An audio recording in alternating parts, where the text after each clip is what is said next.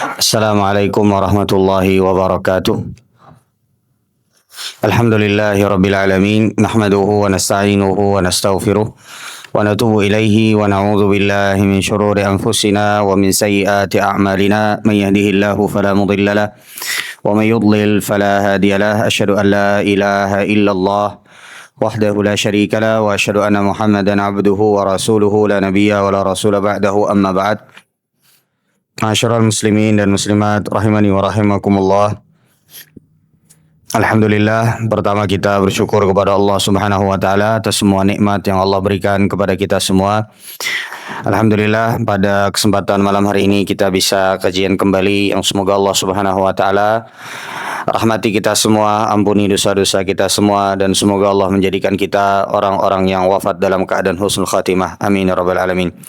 Masyarul muslimin dan muslimat rahimani wa rahimakumullah, kita akan kembali melanjutkan kajian kita, kajian Al-Fiqhu Al-Muyassar, yang pada kesempatan kali ini kita akan membahas tentang fikih memandikan mayit atau fikih memandikan jenazah, yang insya Allah malam hari ini mungkin kita akan membahas tentang beberapa fikihnya, teorinya.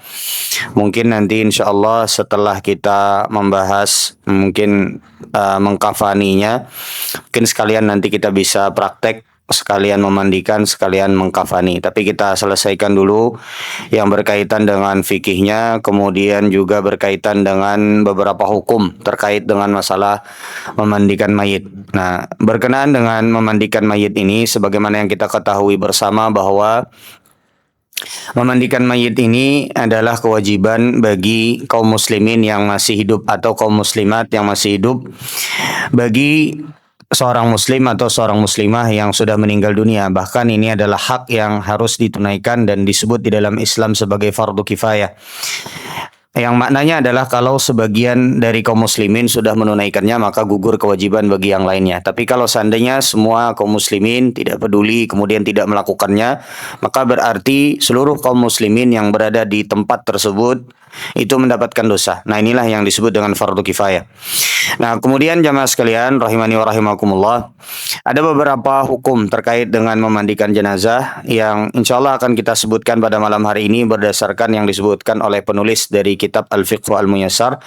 Yang pertama, jamaah sekalian, seorang yang memandikan jenazah itu adalah harus seorang muslim apabila yang meninggal adalah seorang muslim. Nah, begitu pula apabila yang meninggal adalah seorang muslimah, maka yang memandikan harus muslimah, dan tidak boleh seorang kafir atau seorang kafirah memandikan seorang muslim atau seorang muslimah. Jadi betul-betul yang namanya memandikan jenazah itu harus ditangani oleh seorang muslim atau seorang muslimah. Nah, ini adalah kesepakatan yang disebutkan di dalam mazhab al-Imam Abu Hanifah, Imam Malik, Imam Syafi'i, dan juga Imam Ahmad. Jadi ini termasuk dari yang para ulama mazhab yang 4 bersepakat bahwa harus muslim. Jadi nggak boleh pian serahkan kepada non muslim. Misalnya mungkin kalau kita dalam keadaan normal mungkin ini jarang terjadi karena biasa kita pasti akan serahkan atau bisa jadi keluarganya memandikan sendiri. Tapi dalam beberapa keadaan tertentu bisa kadang-kadang jenazah itu bisa dimandikan di rumah sakit. Nah, yang di rumah sakit ini kita kadang-kadang ada yang non muslim yang ikut memandikan. Ini nggak boleh. Jadi kalau seandainya yang memandikan terlanjur non muslim yang memandikan, walaupun tata caranya benar, misalnya tidak diketahui nih yang meninggal keluarganya siapa, lalu kemudian rumah sakit berinisiatif untuk memandikan, tapi yang memandikan non muslim. Nah, setelah keluarganya yang muslim atau yang muslimah datang, kemudian diidentifikasi, oh ternyata ini keluarga kami. Nah, ketika diketahui bahwa yang memandikan itu adalah orang-orang non-muslim, misalnya, maka berarti memandikannya diulang kembali. Baik, bisa dimengerti sampai sini? Baik. Kemudian yang berikutnya, yang harus kita pahami bersama adalah bahwa seorang muslim itu yang memandikan harus sesama jenis. Jadi kalau muslim ya berarti kaum muslimin, yang meninggal muslim berarti muslim juga, yang memandikannya laki-laki. Nah, kalau yang meninggal perempuan berarti yang memandikan adalah perempuan. Hanya ada satu keadaan di mana lawan jenis itu boleh saling memandikan. Dalam hal ini adalah suami istri. Makanya Nabi SAW menyebutkan kepada Aisyah radhiyallahu taala, "Nah, kalau engkau meninggal duluan wahai Aisyah, maka aku akan yang memandikanmu dan yang akan mengkafanimu." Nah, ini kata Nabi SAW. Begitu pula Aisyah radhiyallahu taala, sebaliknya juga demikian. Bahkan Aisyah radhiyallahu taala anha itu pernah berstatement. Kata Aisyah radhiyallahu taala anha, kan yang memandikan Nabi sallallahu alaihi wasallam siapa? Siapa yang memandikan Nabi SAW? Para sahabat Nabi SAW. Nah, Aisyah radhiyallahu taala anha itu mengatakan setelah Rasulullah Shallallahu Alaihi Wasallam wafat, kemudian beliau dimandikan. Aisyah itu punya statement yang sangat masyhur sekali. Kata Aisyah, kalau seandainya bisa diulang kembali, maka tidak akan menyentuh jasad Rasulullah Shallallahu Alaihi Wasallam dan tidak akan memandikan beliau kecuali istri-istri beliau. Ini kata Aisyah radhiyallahu taala. Nah, di sini kita bisa mengetahui bahwa yang memandikan jenazah itu kalau sesama kalau yang meninggal itu adalah laki-laki, berarti harus laki-laki. Kalau yang meninggal perempuan, berarti perempuan. Tapi melalui statement Nabi Shallallahu Alaihi Wasallam, begitu pula perkataan Aisyah radhiyallahu taala anha setelah Rasulullah meninggal, dan Aisyah tahu ternyata Rasulullah dimandikan oleh sahabat-sahabat beliau, walaupun ini boleh dan tidak menjadi masalah, tapi Aisyah radhiyallahu taala anha menginginkan kalau seandainya bisa nih, ya kalau waktu bisa diulang kembali, maka yang akan memandikan itu adalah istri-istri Rasulullah SAW, dan tidak akan yang memandikan itu selain daripada istri-istri Rasulullah SAW. Nah, istri Rasulullah semua bisa memandikan. Ya, makanya kata Rasulullah SAW tadi, kalau engkau meninggal dunia, wahai Aisyah, aku yang akan memandikannya. Nah, ini menunjukkan kepada kita suami istri itu boleh saling memandikan. Makanya kalau ulun ada ketemu beberapa waktu yang lalu, jadi ada seorang istri yang meninggal dunia. Pada saat jamaah itu datang ke rumahnya, itu sudah beres dimandikan sama suaminya. Karena meninggalnya tengah malam, lalu kemudian orang baru tahu beberapa jam setelahnya, ternyata ketika datang udah beres dimandikan sama suaminya. Nah, itulah pentingnya kita tahu bagaimana tata cara memandikan jenazah.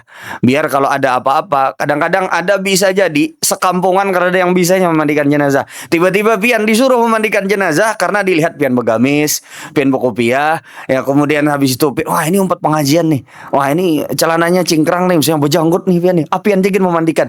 Nah, itu makanya pian harus belajar. Dan sebenarnya memandikan jenazah itu simpel. Nanti ulun akan sebutkan kaidahnya. Sebelum kita masuk ke dalam perkara-perkara yang detail, ada satu kaidah di dalam memandikan jenazah yang nanti akan kita sebutkan. Dan dengan kaidah tersebut, insya Allah kita semua masing-masing dari pian bisa memandikan jenazah. Nah, kemudian setelahnya, ini tadi terkait dengan lawan jenis, ya, memandikan istri boleh memandikan suami, suami boleh memandikan istri. Nah, kemudian kalau untuk anak kecil itu boleh. Ya, kalau untuk anak kecil itu boleh. Misalnya anak kecil, bayi yang baru lahir meninggal dunia atau mungkin usia yang 1 tahun, ya maka boleh. Misalnya ibunya memandikan kalau laki-laki, kalau bapaknya misalnya memandikan anak perempuan, itu tidak menjadi masalah. Nah, kemudian yang berikutnya yang harus diperhatikan adalah bahwa kata para ulama, kaunul ghasili arifan bi kaifiyatil ghusli.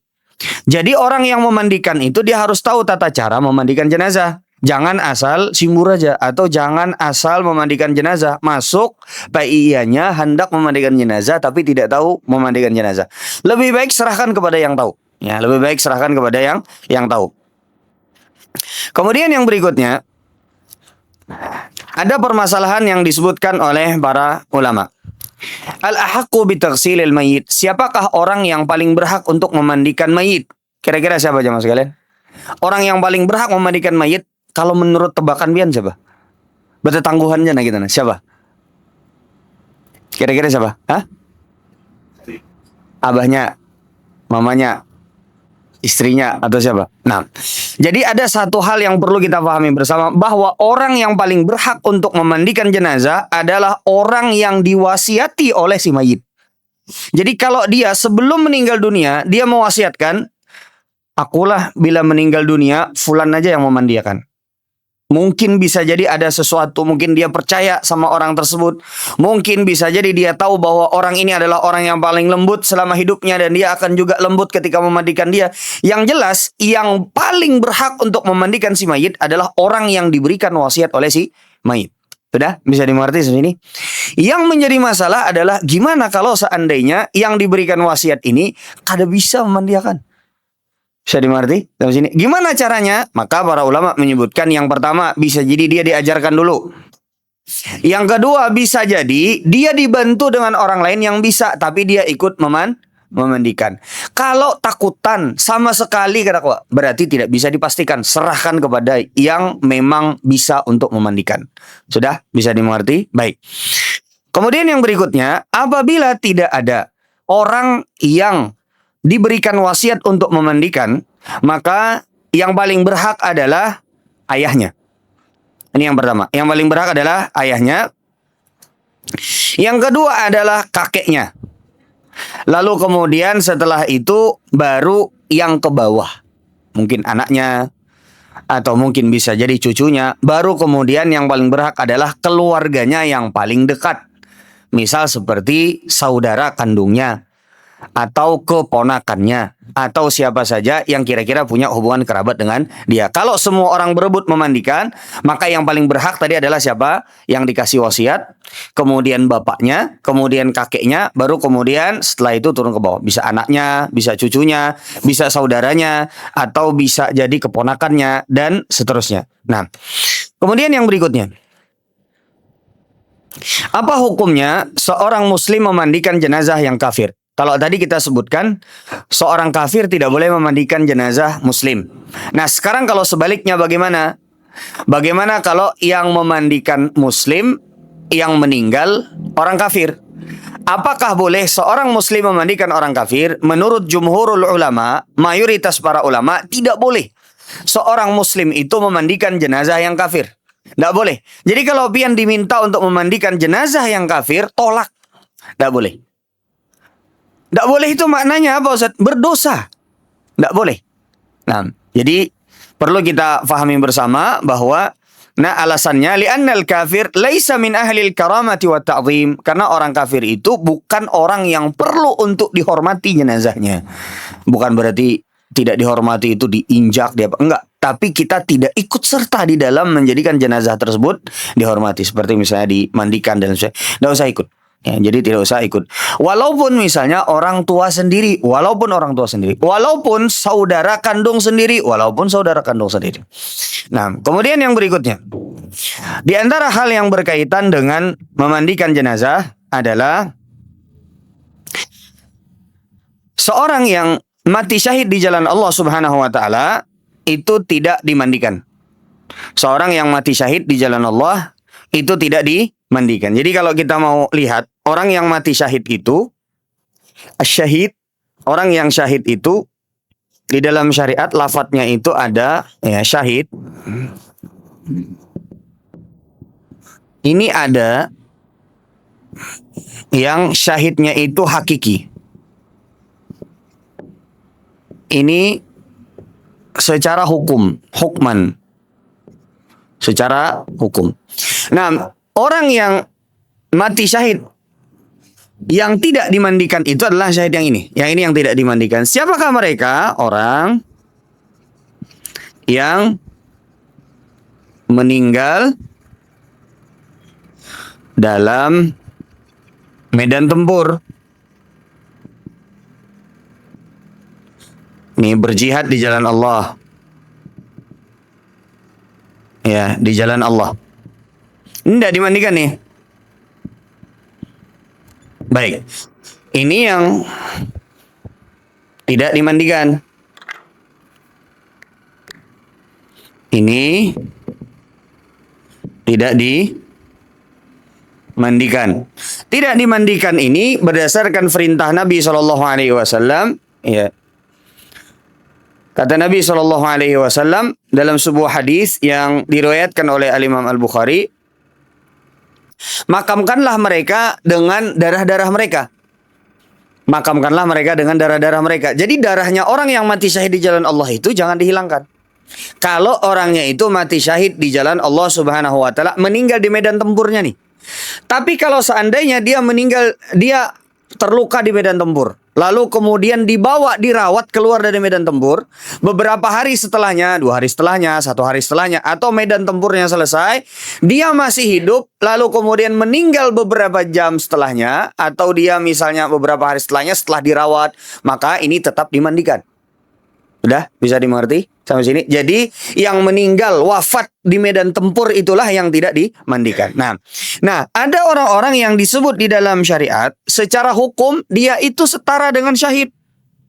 Contoh seperti orang yang meninggal dalam keadaan apa? Sakit perut.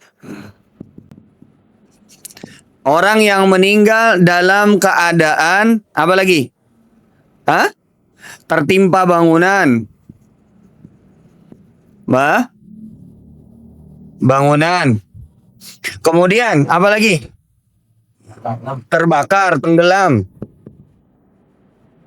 Terbakar. Kemudian tenggelam.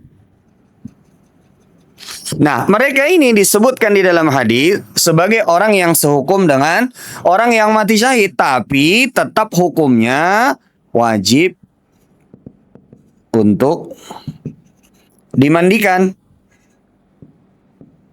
Wajib untuk dimandikan. Jadi yang tidak dimandikan itu cuman yang ini. Bahkan kalau yang ini dia terluka di medan tempur, beberapa hari setelahnya itu tetap dihukumi sebagai orang yang harus dimandikan.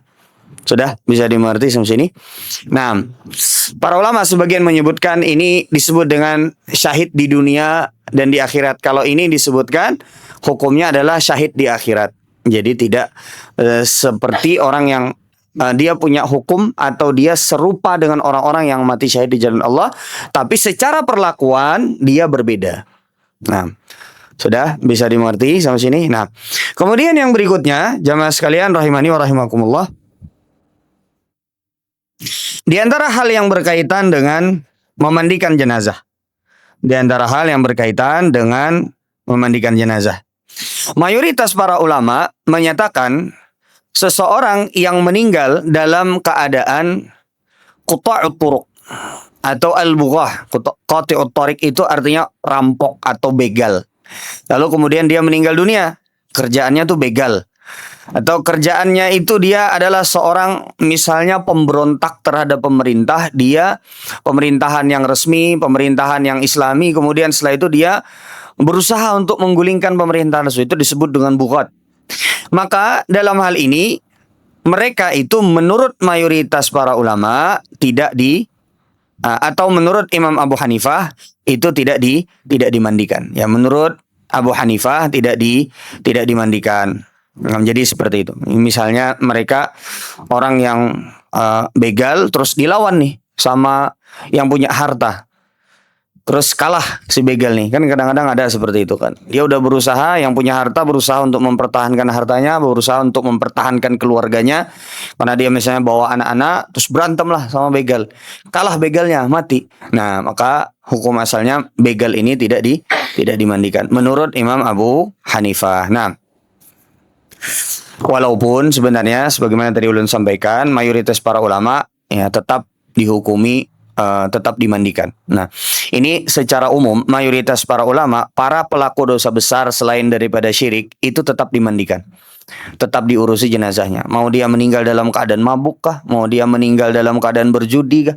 Mau dia meninggal dalam keadaan berzina kah? Nah, mayoritas para ulama itu tetap memahami bahwa tetap wajib untuk dimandikan. Nah, terlepas dari apakah nanti disolatkan ataukah nanti misalnya dia ini misalnya pemuka-pemuka agama tidak menyolatkan, nah itu nanti ada pembahasan yang lain. Baik. Kemudian yang berikutnya, di antara hal yang berkaitan dengan memandikan jenazah adalah apa hukum memandikan janin yang keluar, atau apa hukum memandikan janin yang keluar tapi ini keguguran, dia meninggal dunia. Kata para ulama menyebutkan fa in tamma lahu arba'atu ashhurin hilaliyah fahuna yughsal. Wa hadha huwa madhhabu Syafi'iyah wal Hanabilah. Jadi kalau seandainya sudah 4 bulan lalu kemudian keguguran dan keluar ada manusianya keluar atau bayinya atau janinnya keluar, dalam hal ini menurut Imam Syafi'i dan Imam Ahmad maka dimandikan. Dimandikan. Nah, jadi seperti itu. Wallahu ta'ala alam, ini adalah pendapat yang lebih kuat. Jadi kalau sudah lewat dari 4 bulan maka dimandikan. Nah, kemudian yang berikutnya, apa hukum memandikan sebagian dari anggota tubuh mayit. Nah, kalau seandainya ada yang meninggal dunia tapi cuman ditemukan sebagian anggota tubuhnya saja. Seperti misalnya yang ditemukan adalah kakinya saja, atau yang ditemukan adalah kepalanya saja karena kecelakaan atau karena apa, misalnya yang ditemukan adalah badannya saja tapi anggota tubuh yang lain tidak ditemukan. Apa hukumnya memandikan yang demikian? Nah, para ulama menyebutkan di dalam hal ini, penulis mengatakan man mata falam yabqa illa ba'd ajzaihi. Barang siapa yang meninggal dunia dan tidak tersisa kecuali hanya sebagian dari anggota tubuhnya. Faqad ikhtalafa al-fuqaha fi taghsili ma baqi. Para ulama berbeda pendapat tentang apa hukum memandikan yang tersisa dari anggota tubuhnya yang ditemukan. Fal Hanafiyyah wal Malikiyah zahabu ila annahu in wujidal aksar ghussila wa illa fala. Nah, kalau Imam Abu Hanifah dan Imam Malik, apabila yang didapati dari anggota tubuhnya itu lebih banyak, misalnya lebih banyak yang didapatkan daripada yang hilang, maka wajib tetap untuk dimandikan. Nah, wa dhahaba asy-Syafi'iyyah wal Hanabilah ila annahu yughsalu mutlaqan sawa'an kana aktsarul badan am aqalluhu. Adapun Imam Syafi'i dan Imam Ahmad bin Hambal menyatakan, di sini kata penulis, bahwa kalau mau yang ditemukan sedikit ataupun banyak tetap harus sama-sama dimandikan. Walaupun yang ditemukan itu hanya seujung kakinya, atau hanya jarinya saja, atau hanya tangannya saja, atau hanya kepalanya saja, tetap wajib untuk dimandikan. Karena dalil yang menunjukkan wajibnya memandikan jenazah seorang muslim, kan masuk jenazah tuh, walaupun ditemukan hanya sebagiannya saja, misalnya sisanya nggak ditemukan, misalnya karena belum ketemu dan lain sebagainya, maka tetap wajib untuk dimandikan. Dan ini wallahu taala alam pendapat yang lebih kuat. Jadi kalau ditemukan sedikit, mandikan. Kalau misalnya nanti beberapa waktu lagi ditemukan, mandikan. Misalnya yang ditemukan hari ini setengah, yang besoknya lagi setengah ditemukannya, maka mandikan hari ini yang didapatkan, mandikan besok yang didapatkan, lalu dimakamkan. Nah, jadi seperti itu. Baik. Kemudian yang berikutnya, di antara permasalahan terkait dengan memandikan jenazah adalah hukum memandikan jenazah yang qadarullah sudah dimakamkan lebih dulu. Misalnya seperti ada yang salah faham, ada yang tidak tahu tata caranya bagaimana, langsung dimakamkan. Atau langsung dikafani, langsung dimakamkan tanpa dimandikan. Karena misalnya salah faham, dikira sudah dimandikan. Akhirnya dibungkus, dikafani, lalu kemudian dimakamkan. Apa hukumnya? Apakah harus dibongkar lagi kuburannya ataukah tidak? Nah, di sini wallahu taala alam. Nah, di sini ada beberapa keadaan. Ya, ada beberapa keadaan. Keadaan yang pertama adalah kalau seandainya ya sudah ditaruh di liang kubur, baru kemudian ditaruh sedikit tanah, tapi belum ditutup secara keseluruhan, maka dalam hal ini sepakat para ulama ambil lagi, kemudian dimandikan, karena kewajibannya belum ditunaikan. Oke. Yang kedua adalah kalau seandainya sudah selesai dimakamkan. Kalau seandainya sudah selesai dimakamkan, baru kemudian diketahui, oh ternyata jenazahnya belum dimandikan. Maka dalam hal ini, di dalam hal ini adalah hukum asalnya sebagaimana dikatakan oleh pendapat Imam Malik dan juga pendapat Imam Ahmad, dan ini juga adalah pendapat Al-Imam Asy-Syafi'i. Kalau seandainya sekiranya mayit itu ukurannya kemungkinan jasadnya belum berubah, maka bongkar lalu kemudian dimandikan. Misalnya baru sudah selesai sejam 2 jam, perkiraan kan masih belum berubah jasadnya. Sejam 2 jam atau misalnya sampai sore baru diketahui, baru diingat, oh ternyata tadi belum dimandikan. Angkat lagi jenazahnya, mandikan, baru urus kembali, dikafani kembali, baru kemudian setelah itu dimakamkan kembali. Tapi kalau sudah berlalu waktu yang lama, yang kemungkinan besar jenazahnya sudah berubah, jasadnya sudah tidak bisa lagi disentuh, atau mungkin bisa jadi sudah berbau, atau mungkin bisa jadi sudah berubah yang membuat tidak bisa lagi diangkat dan dimandikan, maka cukup, sudah tidak perlu lagi untuk dimandikan. Sudah bisa dimengerti sampai sini? Jadi Perinciannya tadi yang pertama, kalau seandainya baru saja ditaruh, belum selesai dimakamkan, sepakat para ulama dalam hal ini diangkat kembali, baru kemudian dimandikan karena kewajibannya belum ditunaikan. Yang kedua, kalau seandainya sudah dimakamkan, sudah selesai, lalu kemudian dilihat nih waktunya. Kalau perkiraan jenazahnya belum berubah, maka diangkat kembali, dimandikan. Tapi kalau perkiraannya sudah waktu yang lama, seminggu misalnya, atau misalnya sampai sebulan, sudah kemungkinan besar jenazahnya itu sudah tidak bisa lagi diangkat, kemudian sudah mungkin bisa jadi hancur, maka ini tidak perlu lagi dimandikan. Nah, misalnya sudah 2 bulan, 3 bulan, atau misalnya jenazahnya pas kemungkinan besar sudah sisa tulang belulang karena sudah lama misalnya. Nah, ini tidak perlu lagi dimandikan tulangnya, tidak perlu. Nah, kemudian yang berikutnya. Nah, kita masuk ke dalam tadi yang ulun sampaikan. Berapa menit lagi? Berapa menit? 15? Nggak salah.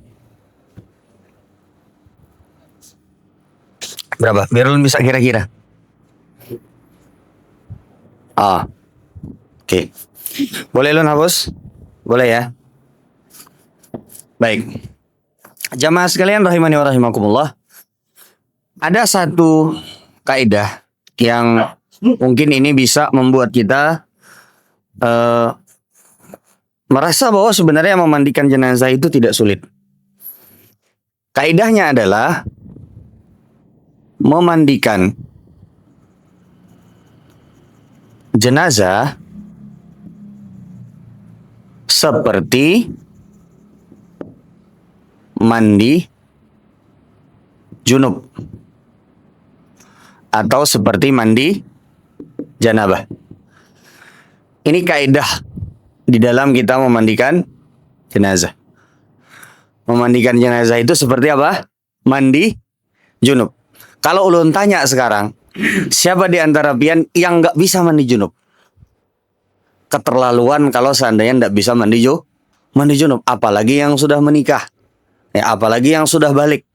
Keterlaluan sekali kalau tidak bisa mandi. Kita sudah pernah bahas di sini tata cara mandi junub, langkah-langkahnya seperti apa. Nah, kaidahnya di dalam memandikan jenazah itu adalah sebagaimana kita mandi junub. Sebagaimana kita mandi junub. Nah, jadi kalau kita mau ambil beberapa poinnya. Satu. Nih, kita secara umum dulu terkait dengan masalah teknis, kemudian terkait dengan masalah detail-detailnya, bagaimana cara membersihkan perutnya, bagaimana cara misalnya membersihkan hidungnya, bagaimana nanti caranya memandikannya dengan air apa, itu nanti insya Allah akan kita bahas. Tapi secara umum, yang pertama yang perlu sangat diperhatikan oleh seseorang yang memandikan jenazah adalah membersihkan mayit atau jenazah. Nah, membersihkan mayit atau jenazah ini, membersihkan mayit atau jenazah ini, pertama bagian dalam, terutama bagian dalam perut. Jadi dibersihkan. Jadi dikeluarkan tuh kotoran-kotorannya. Tentu saja tidak perlu terlalu menekan sampai rusak perut jenazah, sampai patah tulang urang. Tidak perlu. Jadi nanti ada caranya, kita akan belajar bagaimana caranya supaya keluarkan. Nah, yang menjadi masalah adalah kalau seandainya tidak dibersihkan, takutnya setelah selesai dimandikan keluar lagi kotorannya. Nah, jadi yang pertama harus dilakukan adalah membersihkan bagian apa? Dalam, bagian perutnya. Karena biasanya kalau jenazah itu dia meninggalnya dalam keadaan sehat, itu biasanya banyak masih isi perutnya. Tapi kalau jenazah itu meninggalnya dalam keadaan sakit yang sudah lawas, kemudian berinfus, nah itu kemungkinan biasa perutnya tidak terlalu banyak isinya. Jadi biasanya seperti itu. Nah, sudah bisa dimengerti. Yang kedua adalah membersihkan bagian luar.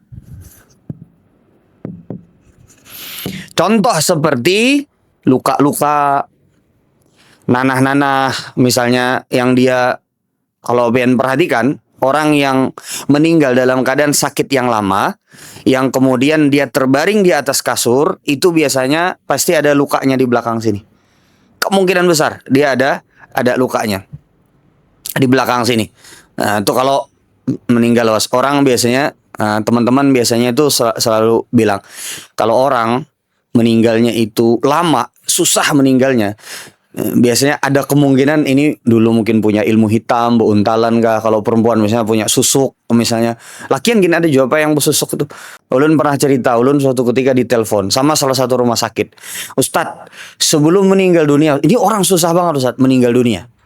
Sebelum dia meninggal dunia dia ngaku kalau dia itu pernah dulu pakai susuk dan belum dikeluarkan.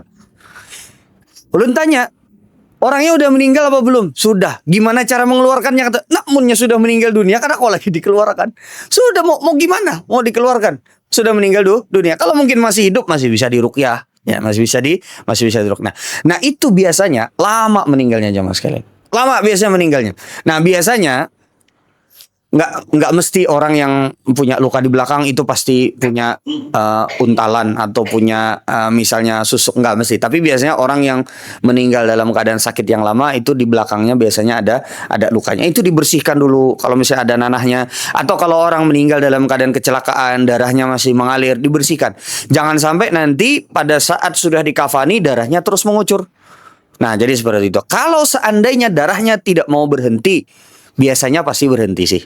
Karena darahnya akan beku, karena nggak jalan lagi. Tapi kalau seandainya darahnya nggak bisa berhenti, dibersihkan, keluar terus darahnya, maka disumbat.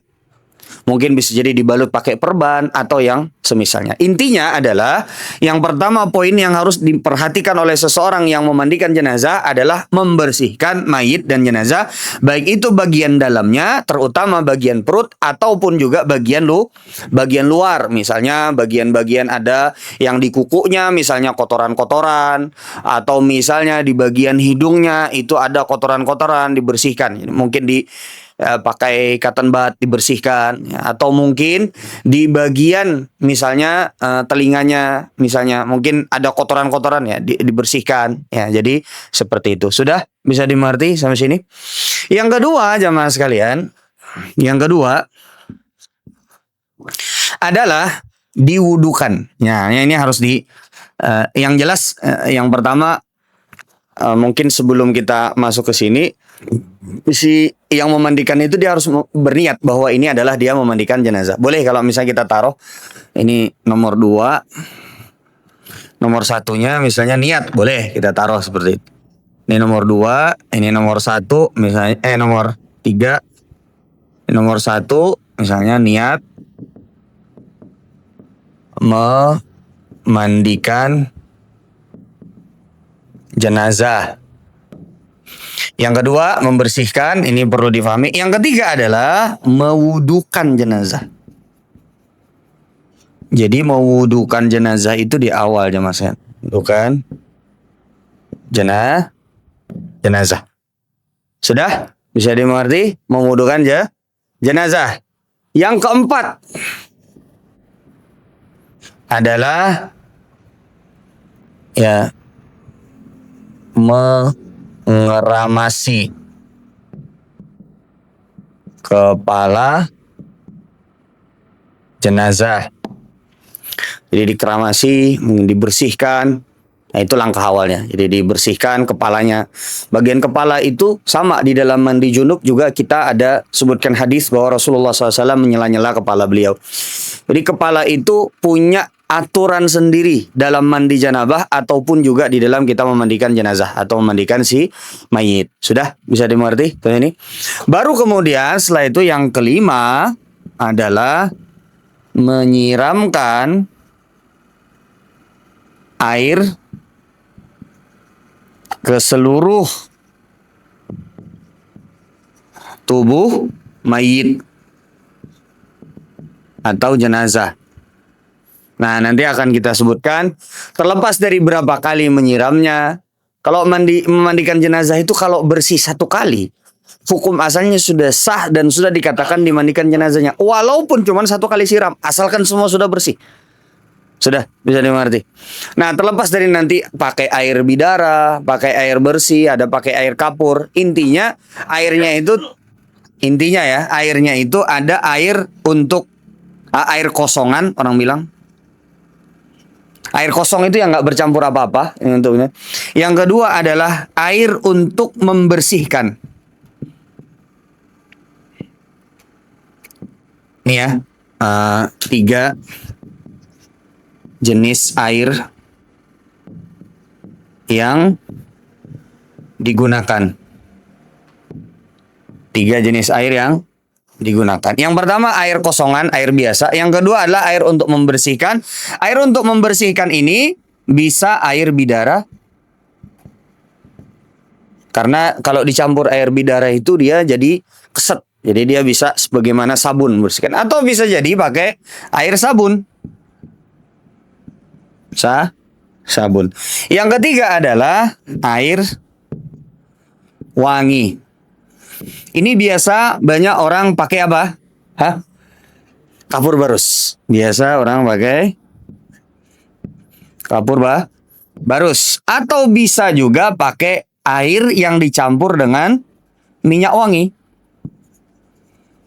Nah, air yang dicampur dengan minyak wangi tidak menjadi masalah. Nah, jadi ini yang harus disiapkan. Nah, kalau secara umumnya jamaah sekalian, secara umumnya ya, mudah nggak mandikan jenazah?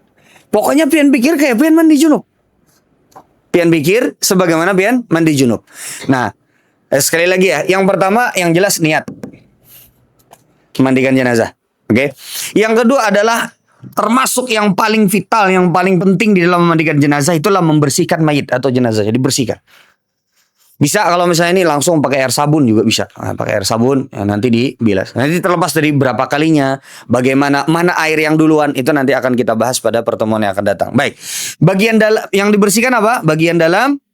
Nah, ini ulun mau ngasih tahu jamaah sekalian. Di tempat kita itu masih ada yang namanya pian pernah dengar lah, mangaradui. Pernah? Ada nggak? Nah, di sini nggak ada memandikan jenazah, nggak ada. Ada nggak orang meninggal terus dimandikan di sini di masjid ini? Ada nggak? Nggak ada ya. Nggak ada. Baik. Jadi jamaah sekalian, sebagian tempat memandikan dan ulun pernah menyaksikan dan pernah ikut memandikan dan ada jenazah yang diperlukan seperti ini, meskipun ini tidak tepat. Jadi ada sebagian tempat memandikan yang mereka itu membersihkan bagian dalam, mohon maaf, bagian dubur jenazahnya itu dicolok. Walaupun pakai kain mereka kayak pakai sarung tangan, dicolok, dilihat apakah masih ada kotorannya. Enggak perlu seperti itu. Bisa dimengerti sampai sini? Dimasukin, dilihat nih. Kadang-kadang dilihat, udah bersih apa belum? Kadang-kadang, coba dicium nih. Kadang-kadang, enggak beneran, ini serius. Coba dicium, masih bau enggak? Masih. Sebenarnya tidak perlu seperti itu. Yang penting kita memastikan ketika nanti dikafani itu tidak keluar lagi najisnya. Nah, itu yang paling penting. Baik. Kemudian juga bagian luar tadi contohnya seperti apa? Nanah-nanahnya, darah-darahnya itu supaya tidak mengalir atau tidak mengucur pada saat ketika kita nanti mengkafani. Sudah beres. Kemudian apa? Mewudukan jenazah. Wudu jenazah sebagaimana wudu kita biasa. Mukanya, kemudian setelah itu tangannya, kemudian kepalanya, baru kemudian kakinya. Nanti akan kita contohkan bagaimana. Karena tidak boleh juga memasukkan air terlalu banyak. Nih jenazahnya berkumur-kumur lah misalnya dia. Nah, itu tetap tidak boleh. Ada caranya nanti. Nah, yang keempat apa? Mengeramasi kepala jenazah. Yang kelima menyiramkan air ke seluruh tubuh mayit atau jenazah. Nanti berapa kalinya? Ya, kalau bisa ganjil. Nah, kalau bisa ganjil, mungkin 3 kali bisa, 5 kali bisa, atau 7 kali juga bisa. Nah, 3 jenis air yang digunakan untuk memandikan jenazah: air kosongan, air biasa. Yang kedua adalah air yang membersihkan, ini bisa air bidara, air sabun, ataupun yang semisalnya. Yang ketiga adalah air wangi, bisa air kapur barus, ataupun juga air yang dicampur dengan minyak wangi. Nah, taib. Sudah? Komat ya? Komat ya? Azan kah? Azan? Belum? Baik. Ada beberapa hal juga yang perlu kita perhatikan pada saat kita memandikan jenazah. Nah, ini mungkin yang perlu ulun ingatkan adalah bahwa memandikan jenazah itu tetap harus menjaga aurat si mayit. Jadi aurat besar itu ditutup. Aurat besar ditutup. Misalnya Ya, aurat besar laki-laki berarti antara pusar dan lutut itu ditutup jamaah sekalian. Jangan asal sembarang dibuka. Walaupun jenazah itu sudah meninggal dunia, tetap kita tidak boleh melihat aurat jenazah tersebut. Tidak boleh. Atau misalnya pengen pegang-pegang misalnya, tetap nggak boleh. Walaupun dia sudah wafat, walaupun dia sudah meninggal dunia. Jadi aurat jenazah ini ya catatannya. Aurat jenazah harus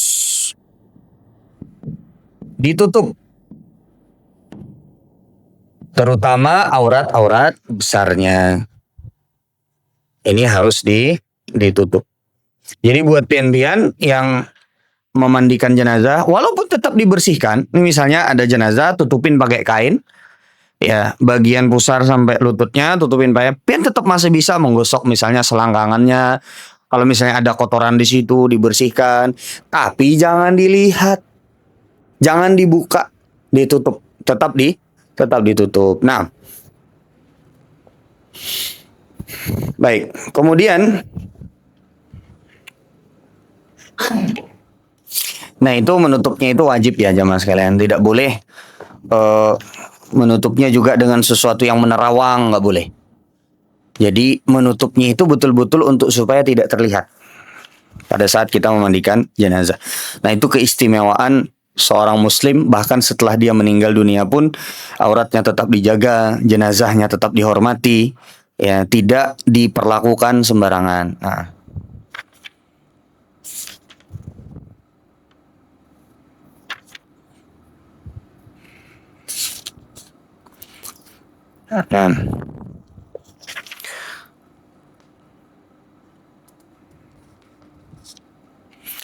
Baik, nanti insya Allah mungkin pertemuan yang akan datang bisa kita praktek atau selesaikan dulu. Nanti kita lihat. Yang jelas nanti insya Allah akan ada praktek memandikan jenazah. Terserah mungkin mau di sini nggak apa-apa. Yang paling mudah sih sebenarnya memandikan jenazah itu jamaah sekalian di atas meja, itu paling mudah. Di atas meja. Sebenarnya kalau pian memandikan jenazah sendiri pun bisa. Sendiri bisa. Yang paling susah mungkin ketika jenazahnya besar badannya terus pian harus ngangkat. Kan kaku tuh jamaah sekalian. Ngangkat untuk menurunkan kotoran yang ada di dalam perut, itu aja. Sisanya pian bisa lakukan sendiri. Nah. Azan. Nah. Ya, mungkin kita cukupkan sampai di sini. Insyaallah akan kita lanjutkan pada pertemuan yang akan datang. Nanti kita lihat apakah langsung praktek memandikan ataukah mungkin nanti minta tolong ada apa namanya mungkin alat peraganya, mungkin bisa bantal guling kah atau siapa, atau bagian bian kah seikung ke muka, minta tolong supaya bisa kelihatan, supaya kita bisa belajar sama-sama. Nah, ini yang bisa ulun sampaikan pada kesempatan kali ini. Kita tutup dengan doa kafaratul majelis. Subhanakallahumma wa bihamdika asyhadu an la ilaha illa anta astaghfiruka wa atubu ilaik. Assalamualaikum warahmatullahi wabarakatuh.